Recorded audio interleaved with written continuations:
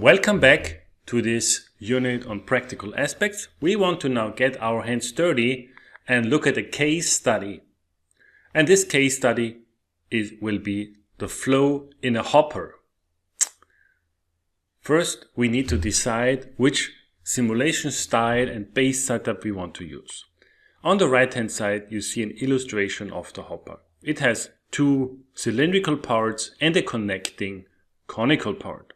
The dimensions are shown here in this table.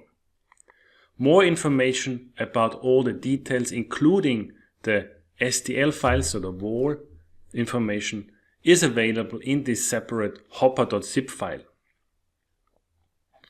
When you're using lights, it's very important that you understand the boundary and the create box commands. Okay? These commands are of fundamental importance, and I gently remind you that Lights has a beautiful online manual. Next, we need to think about the material and interaction parameters. For this purpose, we would like to recommend you to use this Young's modulus, this Poisson ratio, and this coefficient of restitution and friction. You see, we have relatively strong friction. The particle density of 2500 is a typical value found in industrial practice. Before we start the simulation, we also have to think about the walls. For that, we will use the mesh import feature of Lights. Please note that Lights has two different ways of modeling walls. The first is called a primitive wall. Primitive walls are unbounded planes or cylinders that are aligned with one of the axes of the coordinate system. For example, we can define a so-called Z wall. So a Z wall means that the normal of this wall is pointing into the Z direction. Cylinders are also possible as primitive walls. We don't need them in the current case study, so you can forget about cylinders for now. The second type of walls are so-called mesh walls in Lights. Here we can import a so-called STL file that contains a set of triangles. This STL file can be exported from almost any CAD tool. So you can create it by drawing it in your CAD tool and then exporting it. Next, we need to consider the size of the particles. As already announced, DEM can handle easily particle size distributions. A particle size distribution is nothing else as a list here of particles with different size and their number fraction.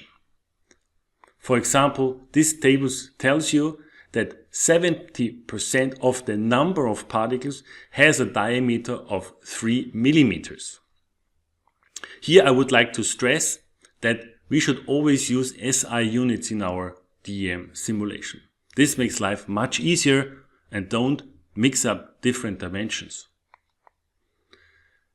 Important for particle size distributions is that there is a number-based distribution, which is found here. Number-based means that the percentage here is always related to the total number of particles.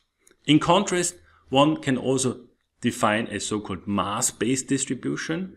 And if this would be the case, the numbers would be different here because particles that are smaller have a different mass compared to the average particle size. So always be very careful whether you have a number-based or mass-based distribution.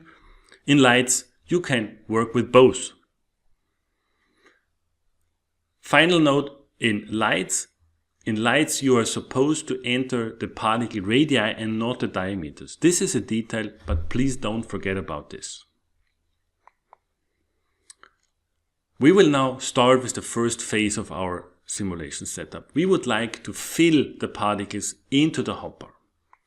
The result of this simulation should be as shown in the video, and of course to fill the particles we have to do something about it.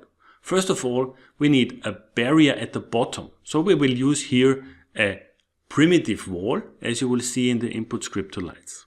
Second, we would like to pour in the particles at the top in a circular cross section. Finally, this should look like this.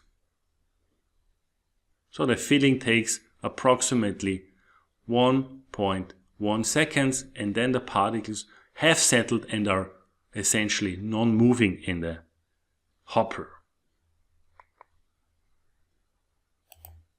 Great. So when we want to do this filling, we have to also think about the filling parameters. So how quickly we want to fill in the particles and how many particles we would like to fill in. We choose here a mass rate of 150 grams per second, which in SI units corresponds to 0.15 kilogram per second. We would like to insert 5,300 particles and inject them with a vertical, so a set velocity of -1 meter per second. Again, here important, please ensure that you have the right sign in front of your numbers. Therefore, it's just important to know in which directions your axes are pointing. At the end, it should look like this if we color the particles by their radius. To round up this slide, again, we have considered a barrier at the very bottom to avoid particles from dropping out of the hopper, and what you see here at the top is also an STL mesh that we use as the particle insertion region. What we will do next, we will inspect the input to lights. Therefore, you will see that we will look into this in.hopperfill main file of lights.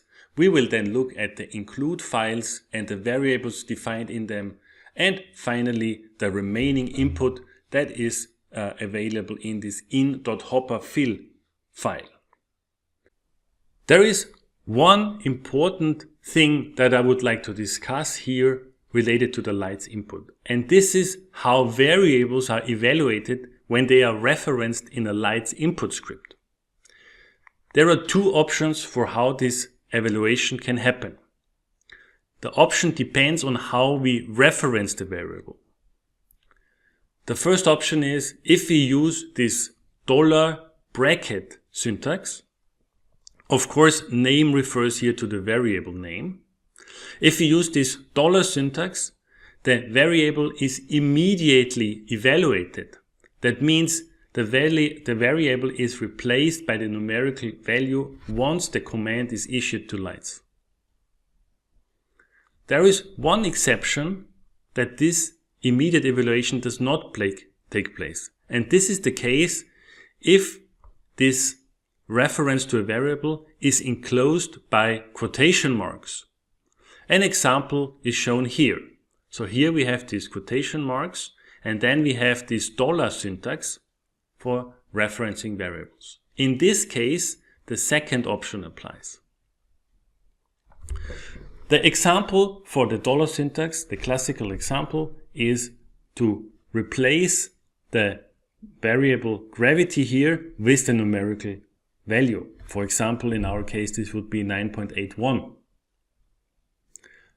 The exception example would be that we use this in a fixed sprint, where we want to log, for example, the time and the current mass to a file.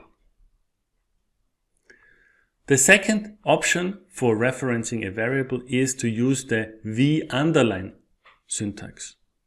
Here again, the name is the variable name. And what happens if we do this is that there is a continuous evaluation of the variable during a simulation run. An example of this is this command here, where we use the thermostyle command to show the information of the current time in the simulation. Please note that there are also variables that are by default already defined in a light simulation. For a list on what are these variables, please consult the documentation of the thermostyle command of lights. This is it already for this part. Let us now have a look on what happens in a specific lights input script.